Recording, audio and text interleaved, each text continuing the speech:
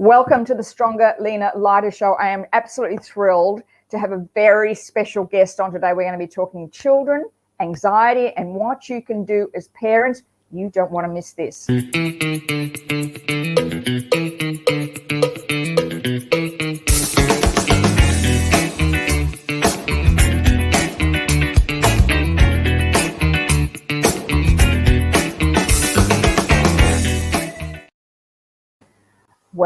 Well, here we are to October and this crazy year we have had.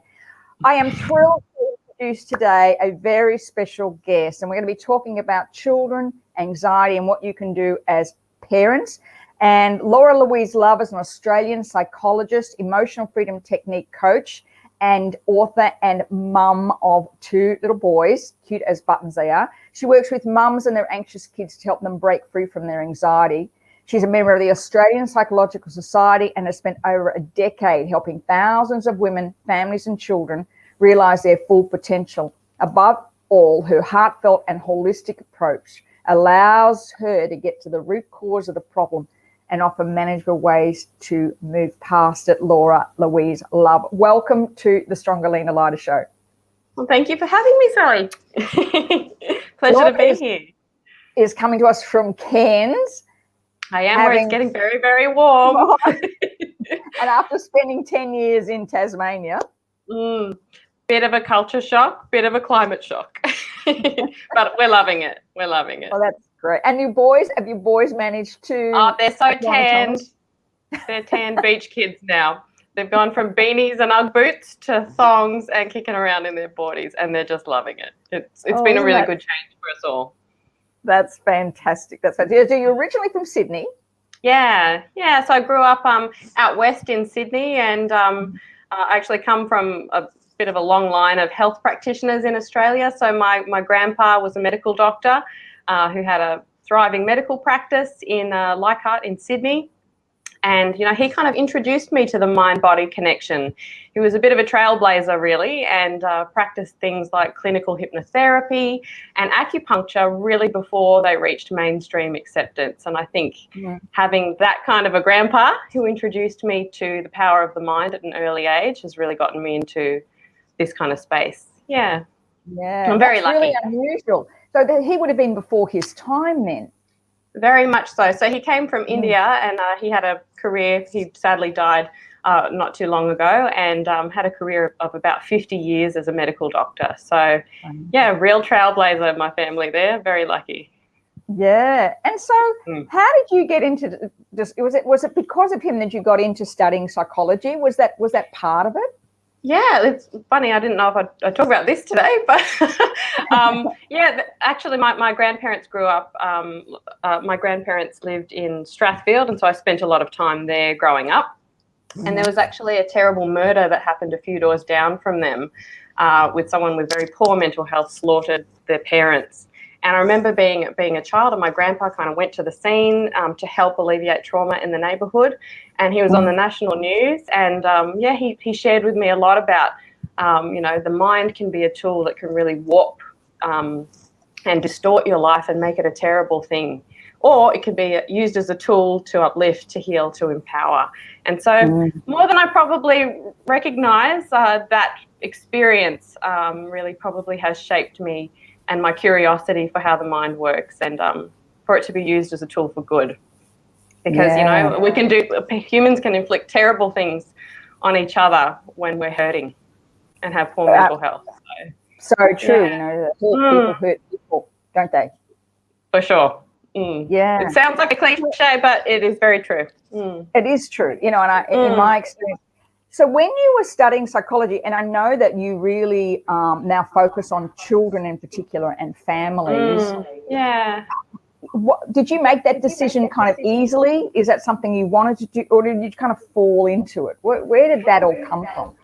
So I was studying at Bond University with my wonderful teacher, Peter Stapleton, who I think really empowered me a lot and really sparked my love of psychology to go all the way and finish it, because it's demanding being a psychologist these days, the registration process and everything. But in my postgraduate days, I did some ABA therapy, with children on the autism spectrum in homes, and I absolutely loved that. I loved going into early learning centres and working in homes with really little children. It's a really light side of psychology where you're playing, and that is the way that children learn, through play. There's some really great research that's come out that, you know, children actually learn through play. So it takes so many repetitions, like 400 repetitions to acquire a new skill, but through play it only takes 5. So if we can be playful and joyful, that's actually shaping the brain in a really positive way. And with how much the brain grows early on in the lifespan, the ability to make a huge difference and carve out a brighter future for kids, to me, is really exciting. And I think it kind of got sparked there, doing that ABA therapy. Yeah, and really important too. You know, we talked a little bit when we were having a discussion before the show about how there seems to be a rise in anxiety in children. Is that what you're seeing at the moment? Yeah, it's at epidemic proportions, really. You know, children are suffering, and you know, at an earlier and earlier age, we're seeing, you know, self-harming behaviours, children vomiting over exam stress, you know, and it's really sucking the joy out of childhood and what should really be a carefree time. You know, kids are overscheduled, overpressured. You know, we've also got that media influence, which is constantly bombarding us. Families are stressed, and little ears and little eyes are watching and soaking up every verbal and non-verbal interaction in our homes, and it really is tearing them apart. And so it is really important that we focus on teaching them how to calm and how to feel good, because childhood should be a carefree and really wonderful time, and it's clouded by anxiety at the moment, which is very sad. Has it increased over the last 2 years, you know, with all the for sure. And I think what we're finding as well is every time lockdowns typically occur, you know, there's a lot of research happening about this at the moment, but the kinds of presentations that maybe present to emergency departments, you know, children self-harming or wanting to take their lives, for instance, is kind of matching up with those times when particular stresses are put on children. So I think it is really important that children do have a self-help skill, especially when we're not allowed to kind of go out, and psychologists are quite maxed out and have very long wait lists. It's really important that parents don't underrate their role in being able to be a model and a teacher for their kids, especially when we maybe can't go out and access services, or services are maxed out. So it is a very anxiety-provoking time in history at this moment. 1 in 6 Australian children, you know, suffer from anxiety, and it is the most prevalent mental health issue in Australia. So it's no small thing. I think So what it is what actually. Sorry to interrupt you. I was just going to say. So what are some of the things that parents can look for as the warning signs? Where you might put it down to perhaps something else other than anxiety? What are some of the things that parents can look for? So all behaviour really is communication, and so often we can kind of downplay bids for connection and cries for help from our kids, because very little a child will say, especially a little child, I'm anxious, I'm really anxious about something. They don't use words like that. I'm scared, I feel worried, I feel silly, I feel jumpy in my body, I feel shaky. Maybe they're constantly asking questions or apologising or want reassurance.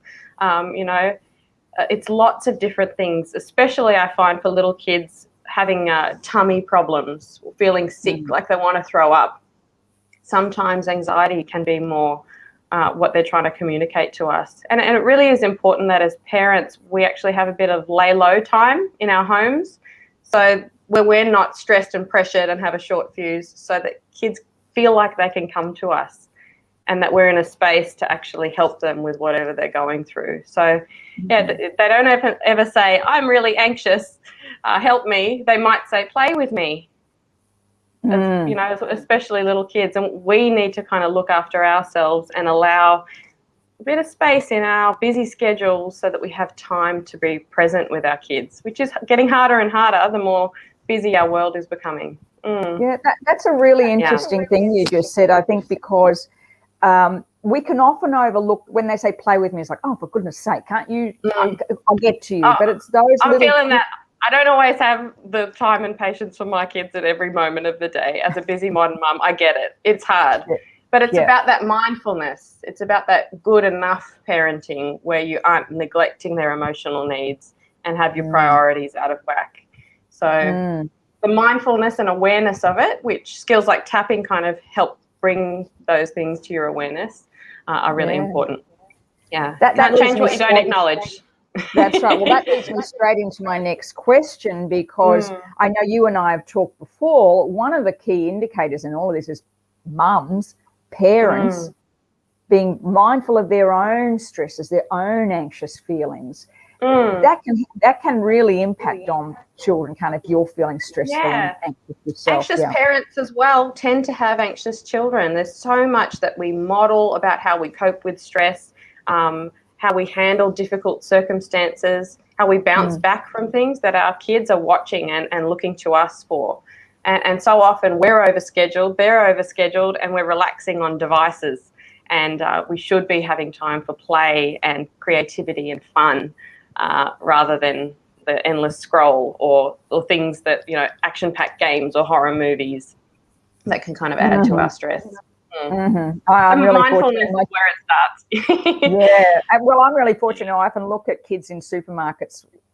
Mum's handed them the device to walk around, and you need peace sometimes as a mum. I get it. Like, no judgment. You need. Sometimes you want to have a quiet dinner, and you've had a lot going on too. So it's a balance. And I think it is different raising kids in this day and age because technology is growing so fast. And our ability to kind of keep up with it and understand the long-term effects isn't there yet. So we're learning as we go. The new devices and things that are right in your pocket at the tip of your finger are now accessible to kids. And how do we manage that perfectly all the time? It is actually really hard. And it's a balance. It's just awareness of that being used constantly as a way to kind of calm or pacify kids. A little bit in moderation. It can be okay. We just need to have that awareness about it. Not to be too dependent.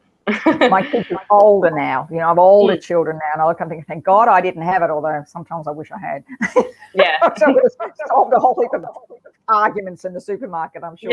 You do what you can sometimes as a mum, and and it's often linked to our ability to cope with stress. I often find mums really judge other mums.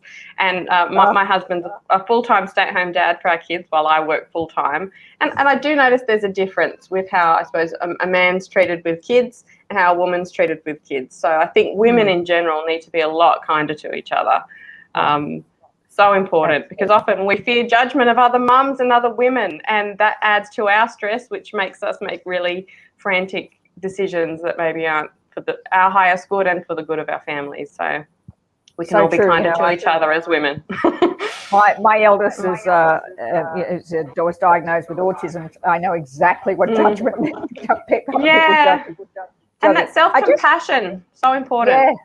Absolutely. I want to talk about, you've written a book about tapping. Now, for those people who have watched the show before, in fact, last week we did a tapping script on doubt. Now, I'd like you, if you could, because there's some people who are on the show today that maybe don't know what tapping is, but also how does it work with children, and what have you experienced by using EFT to help children calm anxiety? I think using tapping at an early age is such an important thing that I've personally, as a mum and having little children now, it's just kind of commonplace in our household. You have a really stressful day, you're really cranky and upset, let's just do our tapping. It helps us feel better. And that's what my 4-year-old will often say. We use Huggy from the book, and I've actually got a bear as well. We do our tapping, and we tap on our magic spots to feel better. And the way that it's actually the fourth kind of wave of therapy is because it not only is about acknowledging how you're feeling and processing it, but it's got that body-based aspect to it. Things like mindfulness or meditation are a little bit trickier for kids. So having the 4 simple spots, so for kids it's modified, they're 4 spots, between the eyes, and they often use their whole hand if they're little, under the eyes, Tarzan on the chest, and hug yourself point. And that's really simple and easy for kids to understand rather than the 9 points that adults would use. And so I'm regularly tapping with the full adult points myself. And I often find if I'm doing tapping, I'm able to then help my children with what they're actually going through rather than foistering my stuff or my triggered self and what they should be thinking, feeling, acting like. So that's a really important part of it. Doing your own tapping as the mum, and then also helping your kids with a bit of a fun strategy. We'll often read the Huggy book, and then we'll get our Huggy Bear out and we'll talk about an incident that happened during the day. You're really cranky and cross and you started hitting mum and having a tantrum. What was that all about? You know, you were really rude. What happened there? And then having that relaxed conversation at the end of the day, I often find is really good for kids. Books and story time is beautiful relational bonding that can really provide a lot of insight into what kids are actually thinking, feeling about events that happen. It might be completely different to what we think is going on for them. So the more we do our own tapping work on ourselves, we can then, pure of heart, really just have a curious mind and say, what was going on there? Let me help you with it, rather than me being in my own stuff too much. So, and kids. Sorry, we've got a little bit of a delay here. You've created a program too, Tapping for Kids. Tell me a little bit about that. My Tapping for Kids program. So this basically introduces tapping to someone who maybe doesn't know about it. So it's an adapted version of the clinical emotional freedom technique, which is that simplified 4 points to use with children that are quite young.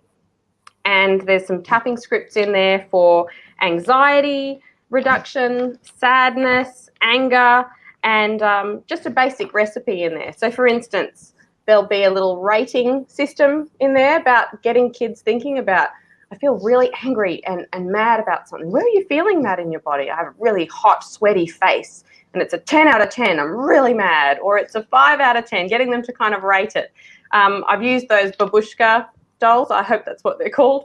Those little Russian dolls sometimes to get my kids to rate how big is the anger, how big is the sadness or the anxiety, and is it going down? So checking in, but a kid-friendly version of doing that with that subjective units of distress kind of measure that we use for adults. And then really having a good talk with them about helping to let that go, helping them to process it and feel good again. So an incident happened, they're now feeling this way. Where do they feel that? What was happening for them? Is that really how they feel? Is that how they want to feel? You know, often children blame themselves a lot. I'm bad, I'm silly, I'm dumb, I'm stupid. And so tipping the scale and really challenging those really low self-concept kind of beliefs and that hurt and that pain and moving that into a more positive direction often helps kids feel really good. Yeah. So it is a very powerful tool, and that body-based component to it is what really engages kids. And we've got less layering of issues as children, and although there's a lot of science and research behind tapping, kids are very accepting and they want to give something a go, and it's fun and interesting, and so I suppose they don't have the barriers that adults might to giving it a try. Yeah. So when you've used tapping with children in the past, what do you see there is? I mean, they seem to, in my experience, I've worked with some kids before, they get over it just like that. Yeah. You know, yeah. As you said, they've got no layering like the adults have got. Yeah. Often it's really a helpful exercise to help them develop insight. Thoughts, feelings, and behaviours are linked. You know, do I really want to be behaving that way? What are my thoughts and emotions that are making me be this person that I'm not?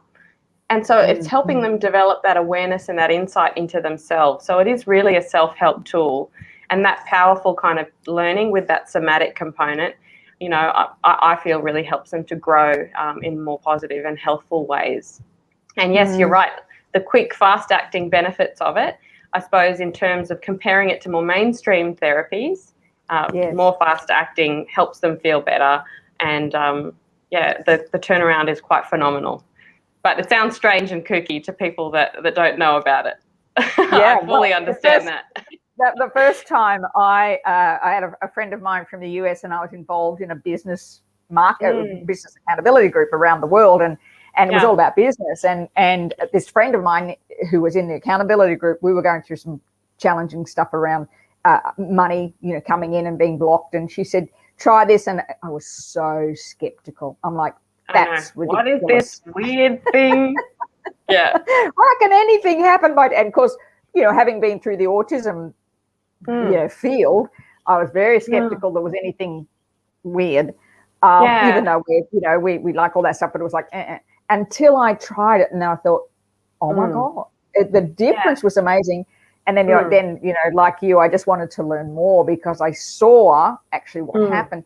So, do you use it a lot with your children? Are they I do. For sure, and it looks very different for my 2-year-old. So, for my 2-year-old, if he's just really grumbly, I might do tap, tap, tap, tap, tap on the points, and like fun, giggling, tickling, tap, tap, tap, swirly, whirly tummy, and then I'll do a swirly, whirly on his tummy, and then tickle his feet maybe with the hair that's on, this little tuft of hair that's on Huggy. And often it'll help him feel better. So obviously it doesn't have the words yet to understand how he's feeling, but communicating through behaviour and crying and distress, often tapping, or, we subconsciously kind of go to these points when we're stressed to tap. That's right. So that's how it could look for a 2-year-old that doesn't maybe have the language. And as the mum, having your intuition, oh, you're so sad, it's so hard, oh, it's so big, all these feelings, just giving them the vocabulary so they're starting to have that social emotional language develop at an early age, can be a nice way to introduce it to a 2-year-old. I've said to you, I wish I'd had it when my kids were little, because when I think back to some of the challenges they went through, at school and bullying and all that stuff, to be able to have cleared it, the emotional connection to that straight away, instead of, and I deal with women kind of over 50, well, that's what we're going back to. We're going back to those teenage years. So to be able to clear it is quite extraordinary. In those early 7 years of life, so much imprinting happens, and those mental models about what we believe about ourselves and what we believe about life are really shaped at that age. And so if an issue happens, we're rejected, we feel hurt, something happens in the playground, it has the potential to become a really awful traumatic thing we're left alone with. But being able to do tapping with your kids allows you to kind of process and rectify the issue so it doesn't become a core entrenched belief. I'm unlovable, I'm unworthy, I'm rejected, I'm weird, I'm odd, no one loves me. And so if we can help them as those things are happening, pretty phenomenal what could result out of that for the future of adults. Yeah. Oh, absolutely. I've got a question from Cole. How old is too old to do this? I don't think you can be too old. Neuroplasticity and what we know about the changing brain. I think what we used to believe in psychology about, you can't teach an old dog new tricks, for want of a better metaphor. That was probably a bad metaphor there. But what we know is that, the brain is constantly changing, and things that fire together, wire together in the brain. And so if we're making new neural connections, we can carve out new promising futures. So never too old. No, and I got into EFT in my late 50s, and I still use it every single day. I use it every single day, whether I'm standing waiting for the kettle to boil and somebody's peeing me off, or I'm driving in the car or in the shower. It's just this most amazing modality I've found for me, and now working with my older children. And the reason I mentioned that was because my middle daughter, in her career, has often come up against things, and when we go looking at it, something had happened in school. It was the way somebody said something, or what she thought was expected of her, and even though she's open to it now, I think we could have avoided so many issues had we been. And me, I mean, if I'd had tapping. I was raising children, so I could just tap on myself instead of losing the plot and laundry floor at 9 o'clock one night because no one was paying attention. So it's win-win. It's win-win, really, isn't it? It helps you process your stuff. It helps them when things are happening, because when things happen to your kids, you're triggered. Someone rejected your child or was mean to your child, but Mama Bear and her cubs kind of comes out, and you've got to see, where's that coming from? What is this flagging for me from my own childhood, maybe? So, yeah, absolutely. hit the nail on the head there. And there's nothing worse. I remember somebody saying this to me years ago. I used to work in the school, and I remember we had a dad come in because his son was being bullied, and he said, I didn't realise how painful it was to watch your child being bullied. I was bullied as a kid, and I didn't understand. It was bad enough.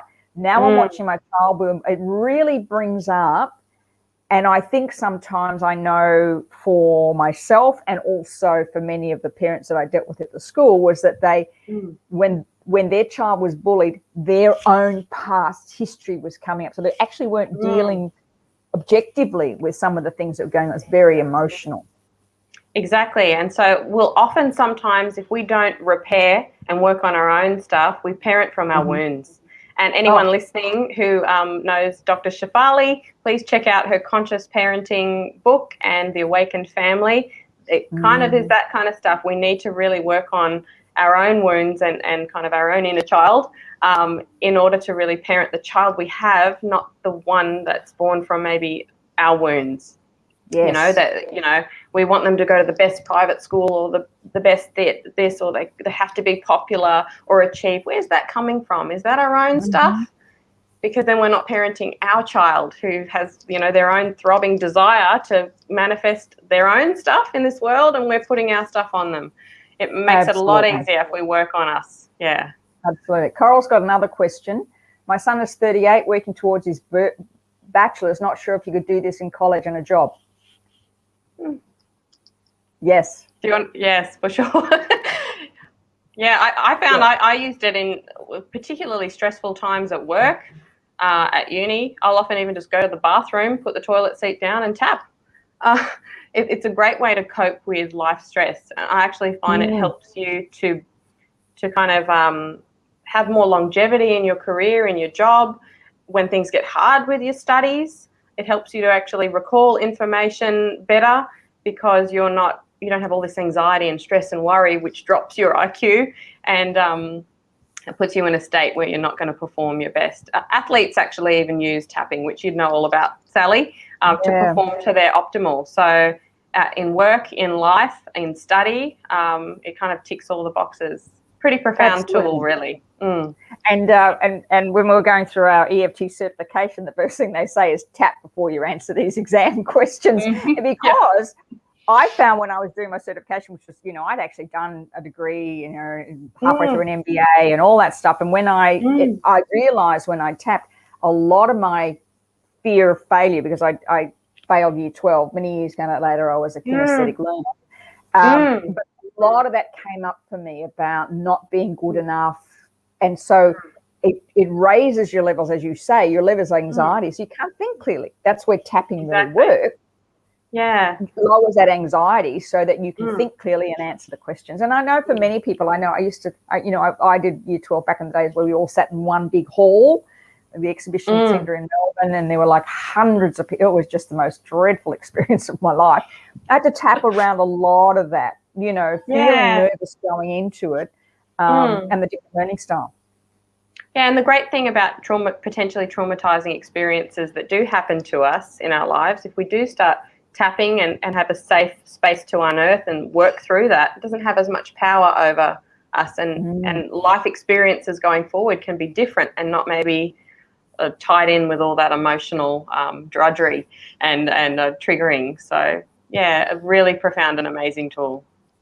Because those stories still stay with you. I often hear the emotional charge that decreases as we tap. Something's happened and we've got a bit of space there now after we've done our tapping. I often hear parents or adults will say to me, "Oh, but that happened when I was a kid. I should be over that by now." No, that brain has gone from about this size to this size in a short period of time, and you're maybe left alone with that experience. And I suppose, back in the day, this emotional awareness and working through your feelings, maybe that wasn't taught in schools. Maybe that wasn't really taught in families. Maybe more punitive approaches, get over it sort of thing was how we were responded to. Yeah. So now we're, actually able to work through that maybe for the first time in our lives as we get older. Yeah. So let me just ask you this question. So, if you have a child that comes, I just want to see, you can sort of lay it out for parents. You have a child that presents to you with high anxiety and you use tapping. What do you see happening when they use tapping quite regularly? Do you see a drop in anxiety? What do you see? So sometimes we'll do like markers as well. So psychologists have tools that we use to, measure anxiety and how severe it is. So we'll do a bit of a check-in initially and some tools and then also check in with the person. How distressed are they? How awful does it feel? How much out of 10 or depending on the age of the child, how big or small, doing this tangibly is helpful for them. And often they will report feeling better. So events that have happened in their life to bring them into therapy, for instance, no longer have as much power over their whole entire life. The charge in terms of it triggering a core belief that's maybe quite dysfunctional, like no one likes me, I'm a weirdo, no wonder this friendship hasn't worked out, no wonder people don't like me. Eventually they actually start shifting, I've found, especially with issues like that, where they're no longer attracting situations around them to reinforce those beliefs. They have changed their confidence, their self-belief, their worthiness. And so they start actually creating better experiences. And so I have seen quite profound changes in kids. The reason that they're kind of there in the first place dissipates and dissolves once they've worked on the core belief and issues that it's kind of springing up from. So it all starts with those foundations, I suppose. And events happen in life all the time, but it's the emotional charge and what it triggers in us. If we can be a bit more neutral and objective and create a bit more space there, we can handle things with a lot more objectivity and mindfulness and probably more in alignment with our higher self and our wise mind. So it can clear up a lot of really awful experiences that we can create for ourselves, especially as kids. Yeah. And I know you're a great believer too in that parents need to work on themselves as well. It's not always just about the children. Parent and child anxiety and co-regulation, the more regulated and calm we are, that definitely has a roll-on effect on our children. So it's working on yourself is really where it starts as a parent, because it's a tough gig, this parenting thing. You'll constantly be triggered to your own childhood wounds and beliefs. And unless you have a strategy to kind of work that out, you foister it on these little people, which isn't fair. But we all do it when we're hurt people, unconsciously hurt people, even little people. And when we're stressed, sometimes we do things and say things and go back later like, damn it, I wish I handled that better. And the thing is, as a parent, the best thing, I always make mistakes as a mum. Sometimes I'm cranky or I snap or I didn't handle things the right way or I missed a bid for connection. But what's really important is when a rupture occurs in that parent-child relationship that we make an effort to repair it. Like I'm always saying to my son, I'm really sorry. Mum had too many things happening then, and I'm really sorry I snapped at you. I'm really sorry that wasn't okay. We can apologize to our kids as parents. We're not martyrs. We're not perfect. And that's actually a really wonderful way to shift that old school parenting paradigm.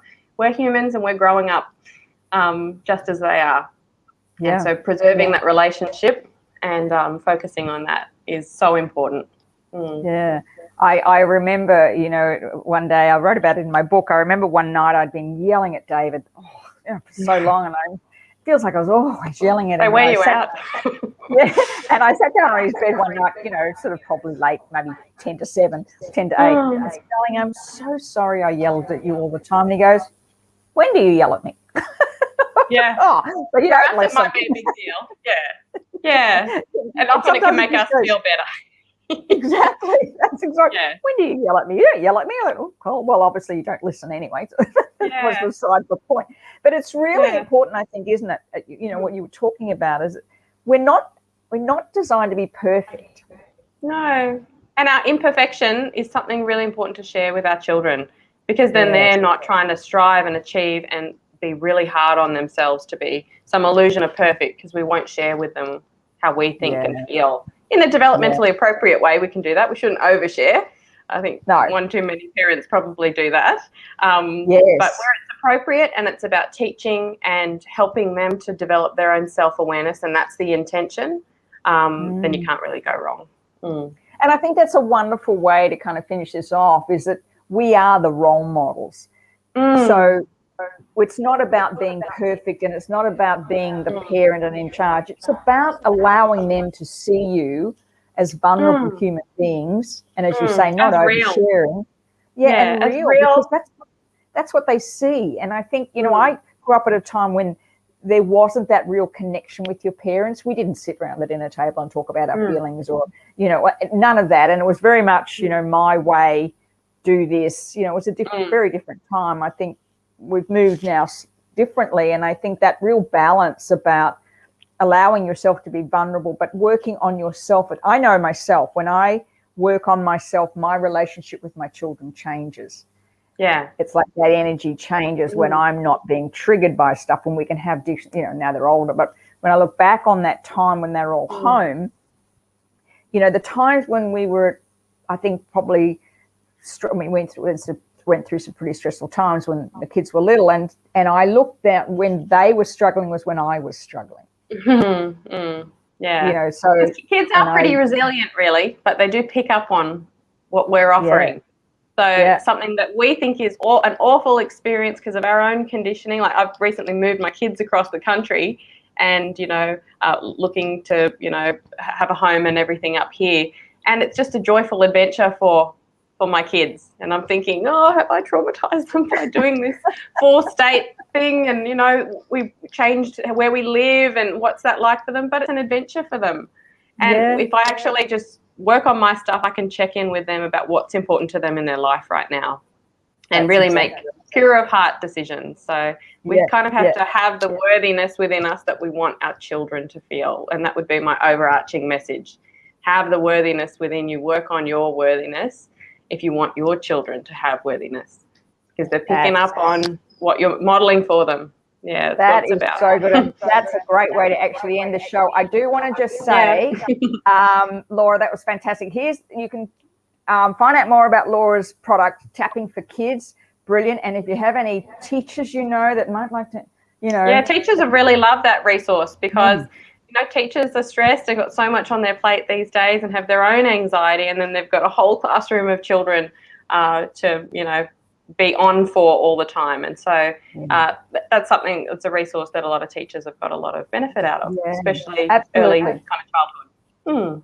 And especially now, are we going in lockdown? Are we coming? I mean, it's been such a disruptive year for so many children right across Australia. We're pretty lucky in Queensland. We've managed to avoid much of it. But I know, especially in the southern states, it's been really challenging. You know, a lot of uncertainty. Change plans, you know, people that we rely on for social support as adults, and holidays, and what we're working for is all disrupted. And so, yeah, it is a really, really hard time. So we need tapping just as much as the kids. Oh, yes. Well, I mean, you know, that's one of the things I'm seeing too. And this low-grade stress and anxiety that just is sitting under the running surface. Anxiety. We've just gotten used to this level. And then seemingly trivial things will just send us over the edge. Oh, so, yeah, absolutely. Laura, this has been fantastic. It's been so great. Thank you for having me. And it's been a pleasure. I'll put another link down the bottom where you can actually reach out to Laura, connect with her on Facebook and on Instagram. And it's so wonderful to have a professional psychologist who's actually working in this area. So before we go, I've got maybe 3 free copies of Huggy the Bear Magic Spots for anyone that is interested in introducing tapping to their little ones. So maybe pop a comment below of this video, what you kind of found useful, what was your takeaway, and the best couple of comments in Australia, I'll send a book to. Oh, thank you. That's so lovely. Yes, that'd be awesome. It's just important to get this info out there. I'm just so passionate about getting the info out there. Right. Yeah. If you're thinking about what to get somebody a little one for Christmas, there you go. There you could get something for Christmas. Laura, thanks so much. This has been absolutely brilliant, and I hope people reach out to you and look at this amazing resource to help our little ones and their mums and dads get through this challenging time. And I look forward to seeing you next week on the Stronger, Leaner, Lighter show. Thank you for everybody for being on the show. It's been fantastic. Thanks, Laura. Bye, guys. Thanks for having me.